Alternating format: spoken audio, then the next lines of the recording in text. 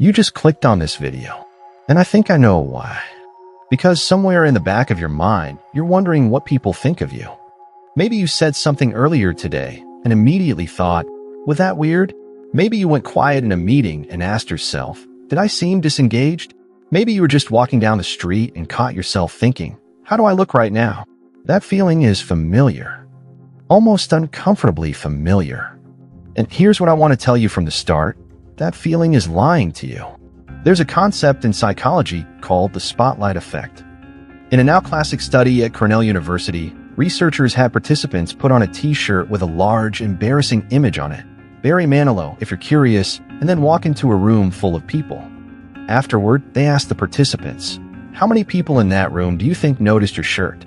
The participants guessed around 50%. The real number? About 25%. They overestimated how much people noticed them by nearly double. And this wasn't a fluke. This pattern shows up again and again across dozens of studies. When you trip on the sidewalk, when you stumble over your words, when your voice cracks during a presentation, you think everyone noticed. You think everyone remembered. You think they're still thinking about it. They're not. They've already moved on because they're too busy worrying about what you think of them. This is where it gets really interesting from a psychological standpoint. The spotlight effect isn't random. It's rooted in something much deeper, a cognitive bias called egocentric anchoring. Here's how it works. Your brain uses yourself as the primary reference point for everything. When you evaluate a situation, you start from your own perspective and adjust outward. But here's the problem. You don't adjust nearly enough. You know exactly how awkward you felt in that moment. You felt every second of it from the inside. So your brain assumes the outside must have looked just as obvious. But it didn't. The gap between how you experienced a moment internally and how it actually appeared externally is almost always massive. You are the only one who had full access to your internal panic. Everyone else just saw a person in a room. Now let's talk about another layer of this, something called the illusion of transparency. The illusion of transparency is the belief that your emotions are visible to others even when they're not. You feel nervous, so you assume you look nervous. You feel awkward, so you assume it's written all over your face. In one study, participants gave speeches while secretly feeling anxious. They were then asked to rate how nervous they appeared. Then the audience rated them too. The speakers consistently believed they appeared far more nervous than the audience actually perceived them to be. Your internal experience leaks out far less than you think it does. The storm inside your head is almost entirely invisible to the people around you. Think about that for a second. All those times you were convinced you were obviously flustered, obviously uncomfortable, obviously struggling. Most of the people in the room had no idea. But here's the deeper question. Why does this happen at all? Why are our brains wired to make us feel like we're constantly on stage? The answer goes back a long way. Tens of thousands of years. For most of human history, social belonging wasn't just nice to have, it was survival. If your tribe rejected you, you died. It was that simple. So the human brain evolved to be hypersensitive to social signals. It evolved to constantly ask, am I fitting in? Am I being accepted? Is anyone turning against me? That ancient threat detection system is still running today. Except now, instead of protecting you from being exiled from a hunter-gatherer tribe, it fires when you say something slightly awkward at a dinner party. Your nervous system doesn't know the difference. It just knows social threat detected. This is why social anxiety feels so physical.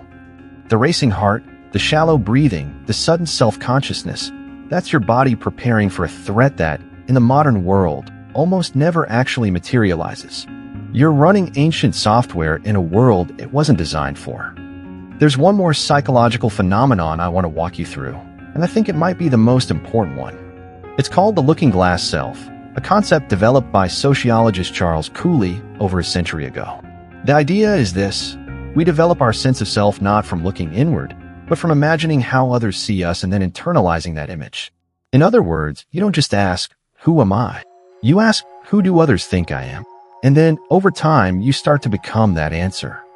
This is why chronic self-consciousness can become a self-fulfilling prophecy. If you walk into a room convinced that people are judging you negatively, you become tense, closed off, and guarded. You make less eye contact. You speak less.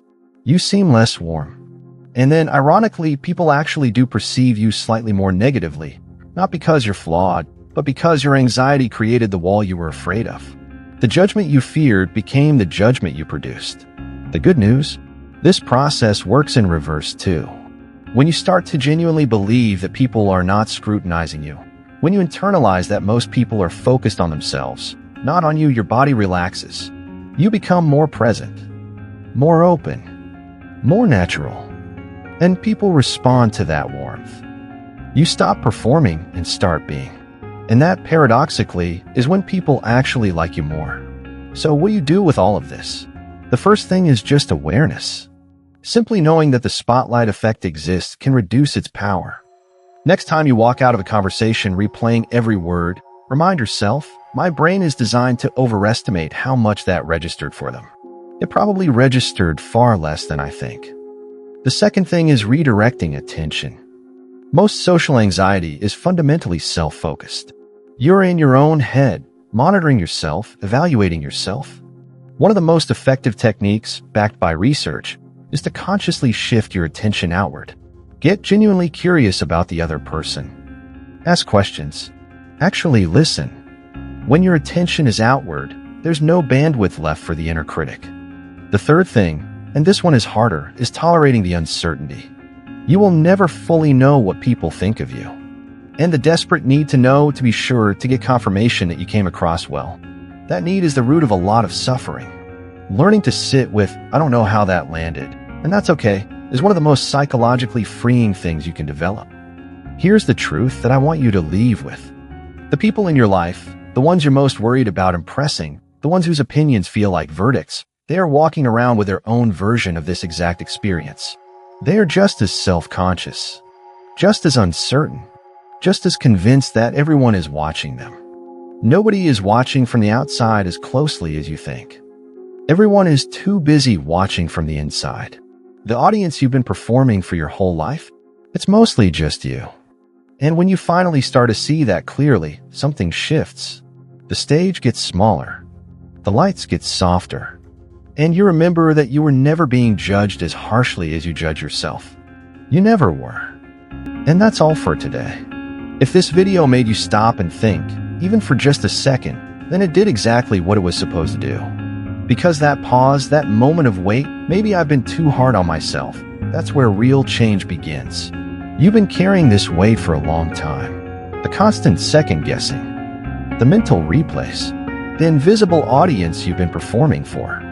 And now you know that audience was never as large, never as loud, and never as harsh as your mind made it out to be.